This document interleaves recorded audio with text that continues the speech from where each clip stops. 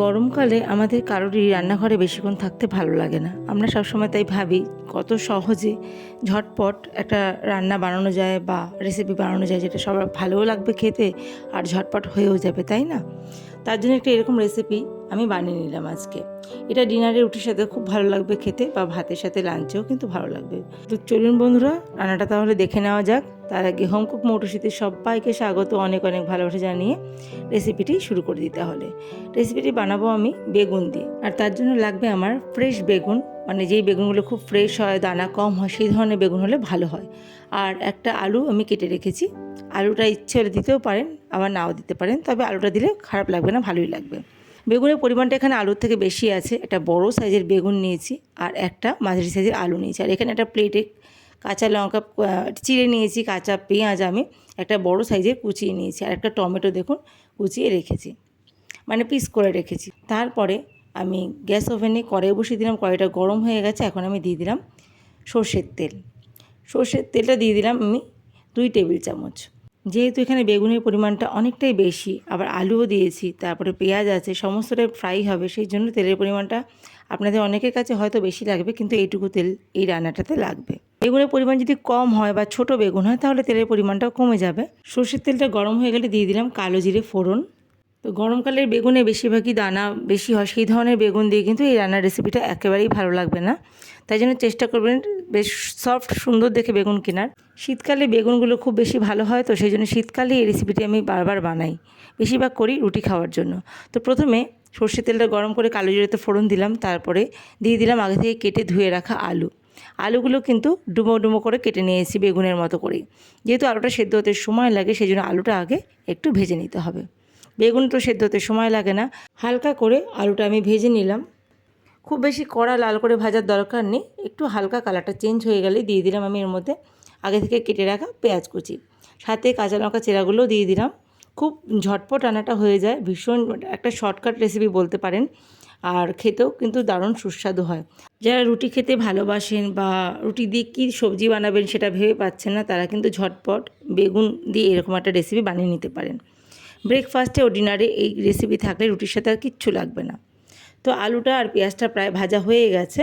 এর মধ্যে আমি দিয়ে দেবো এবার টমেটো। আগে থেকে কেটে রেখেছিলাম টমেটোটা, সেই টমেটোটা দিয়ে দেবো। আপনারা ইচ্ছা করে টমেটো আরও কুচি করেও দিতে পারেন, আমি স্লাইস করে কেটে দিলাম।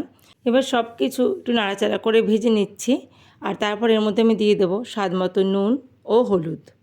নুনটা দেওয়ার সাথে সাথে টমেটোটা কিন্তু নরম হয়ে যাবে, আর আলুটাও তাড়াতাড়ি সেদ্ধ হয়ে যাবে। দিয়ে দিলাম পরিমাণ মতন হলুদ গুঁড়ো। এবার ভালো করে মিশিয়ে নেব, সব কিছু একবারে ভালো করে মিশিয়ে নিচ্ছি। আর কাজটা এখন আমি করছি মিডিয়াম ফ্লেমে। এবার আগে থেকে কেটে রাখা বেগুনগুলো আমি দিয়ে দেবো।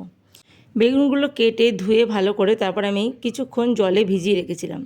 বেগুন কেটে যদি জলে কিছুক্ষণ ভিজিয়ে রাখা যায়, মিনিমাম 10 থেকে 15 মিনিট যদি ভিজিয়ে রাখা যায়, বেগুন একটা কালো কষ থাকে, সেটা কিন্তু জলের সাথে বেরিয়ে যায়, জলটা কিন্তু একদম কালো হয়ে যায়। তাহলে বেগুনের তরকারিটা অত কালচে হয় না দেখতে। এই টিপসটা আমি সবসময় ফলো করে থাকি যখনই বেগুন রান্না করি। তো বেগুনটা দিয়ে এবার আমি ফ্লেমটাকে একদম হাই করে ভালো করে তরকারিটার সাথে মিশিয়ে ভেজে নিচ্ছি। রান্নাটা করতে কিন্তু একেবারেই বেশি সময় লাগে না, খুব ঝটপট হয়ে যায় এবং খুব সুস্বাদু রান্না। আবারও বলছি, যারা বেগুন খেতে পছন্দ করেন না তাদেরও আশা করি এভাবে বানিয়ে দেখবেন, ভালো লাগবে।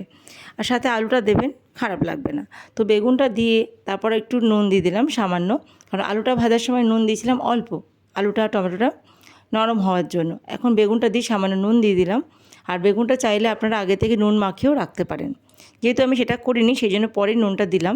এই সময় নুনটা একটু বুঝে দিতে হবে, যেহেতু আগে সামান্য নুন দিয়েছিলাম। এবার নাড়াচাড়া করে মিশিয়ে একটু ঢেকে রান্নাটা আমি করব। এতক্ষণ কিন্তু রান্নাটা আমি করছিলাম হাই ফ্লেমে, এবার আমি ফ্লেমটাকে একদম লোতে দিয়েছি। এবার আমি ঢেকে দেব 3 থেকে 4 মিনিট, বেশি না, 3 থেকে 4 মিনিট ঢেকে লো ফ্লেমে রান্নাটা করলেই রান্নাটা একদম রেডি হয়ে যাবে। তো দেখুন 3-4 মিনিট পরে আমি আবার এলাম আর ঢাকাটা খুলে নিচ্ছি। এখন সব সবজি কিন্তু একদম নরম হয়ে গেছে। তো কতটা ছিল দেখুন, এখন কতটুকু হয়ে গেছে।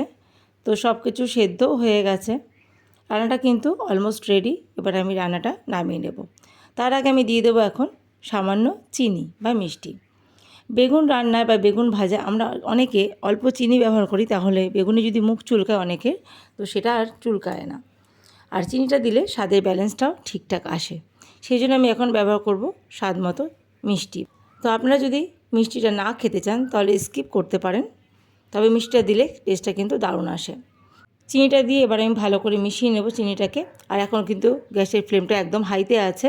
তো দেখুন টমেটোটাও সেদ্ধ হয়ে গলে গেছে, সব কিছু কিন্তু একটা মাখা মাখা ব্যাপার চলে এসছে। এরকম মাখা মাখা তরকারি কিন্তু রুটির সাথে খেতে দারুণ লাগে।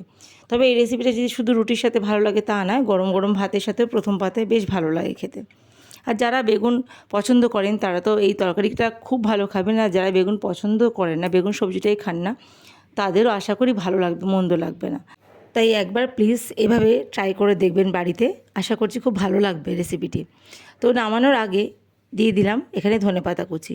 বেগুনের এই রেসিপিটিতে ধনেপাতা কুচি দিতে একদম ভুলবেন না। ধনেপাতা কুচি দিলে এই রান্নাটার স্বাদ কিন্তু দ্বিগুণ হয়ে যাবে। তো সব কিছু দিয়ে আবারও ভালো করে মিশিয়ে আমি রান্নাটা নামিয়ে নেব। দেখতেও কিন্তু অসাধারণ হয়েছে, আশা করি দেখেই বুঝতে পারছেন আপনারা, খেতেও কিন্তু ততটাই সুস্বাদু হয়েছে। তো আমি যেভাবে বানালাম এইভাবে প্লিজ বাড়িতে একবার ট্রাই করে দেখবেন, তারপর আমাকে কমেন্ট করে জানাবেন কেমন লাগলো। তো আমি গ্যাসটা অফ করে 2 থেকে 3 মিনিটের জন্য ঢেকে রেখে দিয়েছিলাম। তারপর আমি একটা প্লেটে তরকারিটা নামিয়ে নিলাম। তো দেখুন কত সুন্দর দেখতে হয়েছে। এটা কিন্তু রুটি পরোটার সাথে দারুণ লাগবে, আর ভাতের সাথেও খুব ভালো লাগবে। তো বাড়িতে একবার প্লিজ ট্রাই করবেন কিন্তু, ঠিক আছে? খুব ঝটপট হয়ে গেলে আপনারা দেখেই বুঝতে পারলেন, খুবই তাড়াতাড়ি হয়ে যায় রান্নাটা, একেবারেই সময় লাগে না। তো রুটির সাথে বা ভাতের সাথে জমে যাবে এরকম একটা রেসিপি থাকলে। যারা আমার এই চ্যানেলের ভিডিওটি প্রথমবার দেখছেন তারা প্লিজ যদি ভালো লেগে থাকে চ্যানেলটা সাবস্ক্রাইব করে আমার পাশে থাকবেন। আর যদি ভিডিওটি ভালো লাগে একটা লাইক দিতে ভুলবেন না, আর কমেন্ট করে জানাবেন কেমন লাগলো আজকের রেসিপি। সহজ এবং সুস্বাদু রেসিপি, বেগুনের রেসিপি।